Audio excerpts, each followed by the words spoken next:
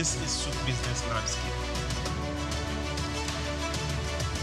The Nigerian Civil Aviation Authority, NCAA, has finalized plans to impose a new $11.50 charge on all international air tickets for inbound and outbound passengers, raising concerns among operators about rising travel costs tagged as the Advanced Passenger Information System APIS levy. The fee will be added to existing 20 security charge, bringing the total security-related ticket fees to $31.50 per passenger. NCAA expects the move to generate over $1 billion in revenue over the next 20 years. The authority said the levy is aimed at strengthening aviation security and improving passenger data management in line with international standards. Proceeds from the APIS charge will be directed towards upgrading safety infrastructure and passenger profiling systems at the Nigerian airports, ensuring compliance with global aviation best practices. How would this new levy affect ticket price? Because we know this is going to affect, the already, what I call it, outrageous tickets. I booked a one-way ticket for my brother. I think that was 2 weeks ago. Last month, over 200,000. Yes. So how would this affect airfare tickets? $11.50 is approximately 17,000 naira. That is added on the fare from that.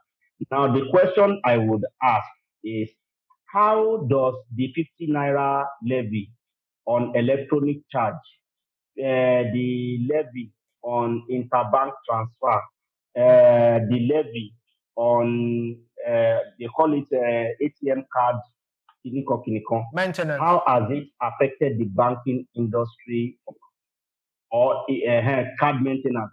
How has it improved the quality of service that you and I as a banking customer are getting? It has not improved them. That is the simple answer. There is no improvement. The only thing it has improved is money into the pocket of industry players in the banking sector. The same thing. Of course, government will come and give an excuse so that it doesn't seem that they don't have a reason for doing what they are doing. But I will tell you for free that it is only extra funding for government. Every ministry and parastatal now, government want to make them income and revenue generating ministry. So if your ministry is not generating enough revenue, there will be pressure on you to generate revenue. And that is what I see as what is happening. I might be wrong, but the fact is that they just want to generate revenue from somewhere else. And people are groaning on the streets already, saying that if this presidency or government is allowed, they would even tax the air that we breathe.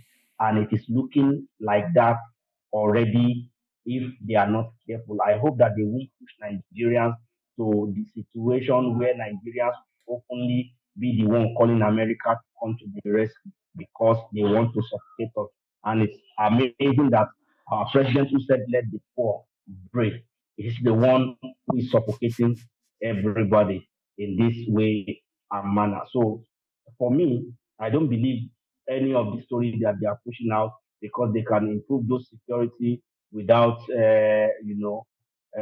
all this extra layer of burden that they are putting on the people and the industry, because the industry is already stretched as it is. But then at the same time, we must also look at the government side. So the challenge that I have with the government, it was on this show, I think last week, that one of your correspondents from Saudi Arabia, Patrick Basham, said that during the Future Investment Initiative, that when the Nigerian Minister for Investment had the floor at that event, that he thought that she would sell Nigeria better than the way she did. So I think many of the people in the government, they are not coming up with good enough narrative. That is their problem. So they will just bring some basic minimum narrative that you can easily punch holes at them, and therefore we will not see reason. Thank you very much. Let me hear Swift. Swift, over to All you right. in less than a minute. So I hate to be, the public defender of the federal government.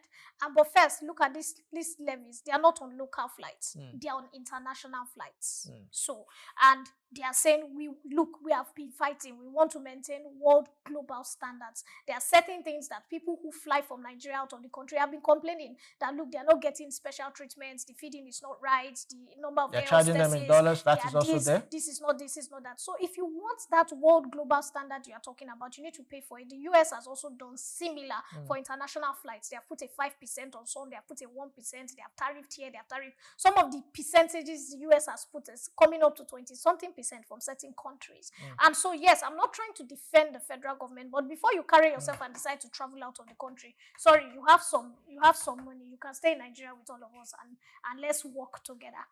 But the whole idea is, I think, yes, people should talk about it. Let's see if the government can reduce it to a 10% or a 7.5%. But the truth is, for us to hit global standard, this must be done. I also disagree with Benga when he said some of the things that were introduced in the banking sector.